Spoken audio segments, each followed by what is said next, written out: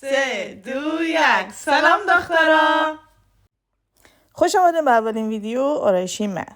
به خاطر زحمات شبانه روزی یوتیوب ویدیو کپی رایت خورده و ای که من باید روی ازی ویدیو یک وایس ریکارد بگیرم و که بذارم. در غیر صورت من میخواستم رای صدا خودم باشه. در این ویدیو من قراره که یک آرایش دخترانه انجام بدم و امیدوارم که شما خوش شما بیاید.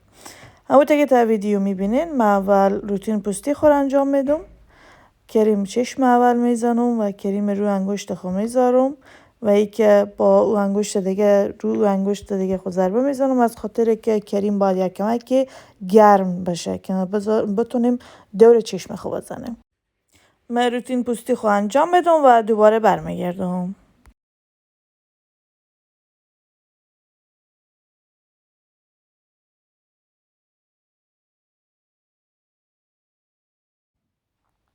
خب من دوباره برگشتم. همونطور که شما در تصویر میبینین من یک پرس پاودر یا همون پنکیک که ما بریم میگیم همراه یک دونه براش گرفتم و ای که شروع کردم پشت صورت خودچی به پنکیک زدن. چون آرایش دخترانه و ساده حتی آرایش شما داخل خانه هم میتونن داشته باشین، من تنها پنکیک استفاده کردم و هیچ فاندیشن استفاده نکردم. خیلی راحت، نیازی نیه که خواسته باشی مثلا به پوست خود قدرم آسیب بزنی. خیلی راحت هم پاک میشه موقعی که آرایش پاک کنین. راحت میتونین تا خونه هم داشته باشین، بیرون هم اگه میرین. یعنی یک آرایش کاملا ساده دخترانه.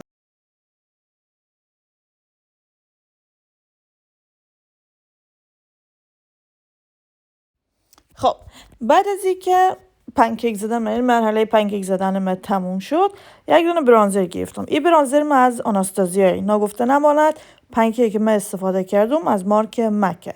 من تمام این محصولاتی که استفاده میکنم هیچ کدام از اینا، هیچ کدام از شرکت های اینا اسپانسر من نشدن. من یعنی تمام اینا رو از هزینه شخصی خود خریدم و ای که خود من شخصا بر از اینا هزینه کردم. یعنی من هیچ اسپانسری ندارم و این ویدیو اصلا هیچ ویدیو تبلیغاتی هم حتی نیه. یک دونه برانزر میگیریم همراه یک دونه و شروع میکنیم به چی؟ برانزر زدن. برانزر چه رقم میزنم؟ خیلی کم، در حد همون قدر که آرایش شما کمه، یعنی قرار نی آرایش خیلی محفلی باشه، خیلی تیره باشه. برانزر هم همون رقم. برانزر هم باید شما خیلی کم استفاده کنین، در حد که خط گونه مشخص کنین و ای که یک برانزر خیلی ملایم روی پوست خود میزنین. بعد از برانزر هم یک دونه سرخی گونه میگیریم و همراه یک دونه براش دیگه، یعنی توجه کنین که براش برانزر اصلا استفاده نمی کنیم، یک براشه که برای گونه باشه. همراه یک دونه براش دیگه و سرخی گونه رو میگیریم و کمک سرخی گونه هم استفاده میکنیم و او هم به خاطر از اینکه کاملا گونه مشخص کنیم که جای گونه کجا هست. بعد از اینکه دو تار زده من داخل ویدیو انجام ندادم چون یاد نرفته، ولی خب این حال برای شما میگم.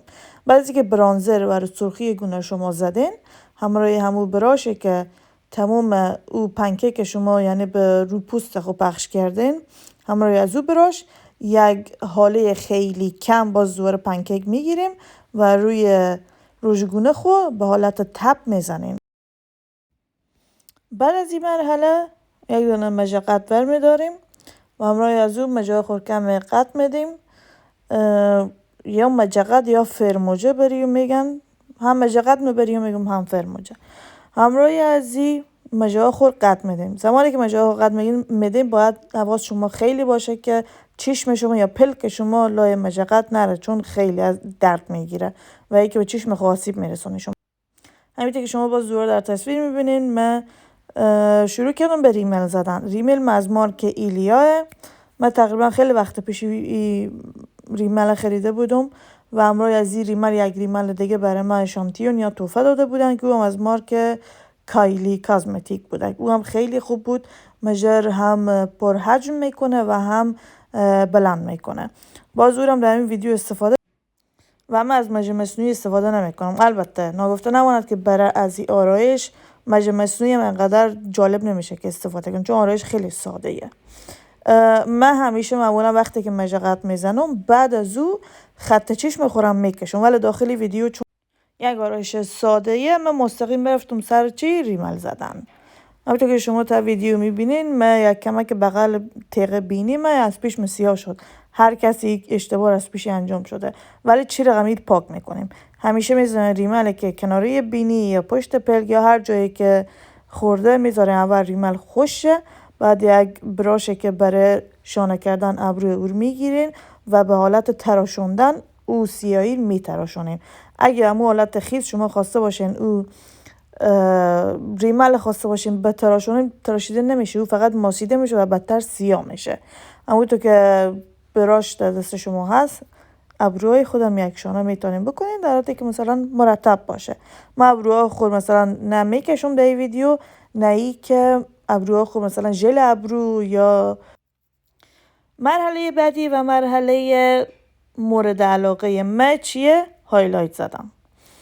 دو براشه که شما میبینید دست خودم گرفتم، یک براش سرتخته و براش دیگه هم یک براش کوچیکیه که او براش سرتخت برای هایلایت زدن برای روی گونه و او براش خورد برای هایلایت زدن برای تیغه بینی و گوشه داخلی چشم من همیشه استفاده میکنم. و همچنین با زواره مارک محصولات یاد میرفت. این هایلایتری که من استفاده کردم از آناستازیاست. شمارهش من نمیفهم. اگر خواستین تا محصولاتی که من در ویدیو استفاده میکنم شما اگر خواستین میتونین برای من کامنت بدین و من برای شما محصولاتی که استفاده کردم مینویسم. و همچنین میتونین اینستاگرام شما فالو کنین یا ای که من عکس او محصوله یا شماره او محصول اینستاگرام خو استوری میکنم و شما میتونین ببینین. برای لب خو من چون لب من همیشه پای زخم، شماره چیزایش اگه خواستین برای من کامنت بذارین و من حتما به شما جواب میدم. این لیپ گلاسی که برای شما نشان دادم همراه این خط لب یک جای با هم دیگه میآید و اونا رو من با هم دیگه خریدم.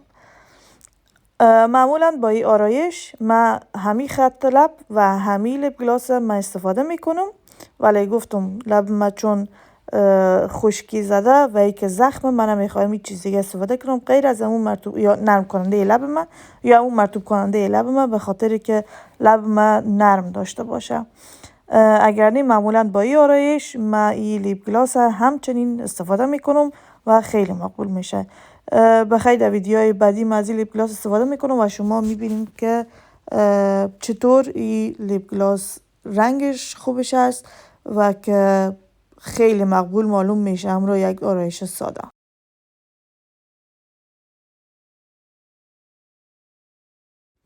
همونطور که در ویدیو میبینین این همون لیپ بالمی هست که من برای لبای من استفاده کردم. این لیپ بالمی که من گرفتم یک حالت دارویی داره و اصلا مواد شیمیایی داخل از این کار نشده. لب کاملا مرطوب نگه میداره، ملایم نگه میداره. هر جای پوست صورت شما خشکی زده باشه یا که زخم سطحی داشته باشه این لیپ بالم. و بالاخره آرایش ما اینجا تمام میشه و این فاینل لوک است. من مویایم جور کردم، یعنی تر بود مویایم کم خوش کردم و ای که این ویدیو به آخر رسید. تشکر از اینکه همراه ما بودین. کامنت، لایک، سابسکرایب یادتان نره. هر سوال، انتقاد، پیشنهاد داشتین حتما در بخش کامنت رو بر من نوشته کنین. تشکر از اینکه تا اینجا باز همراه ما بودین.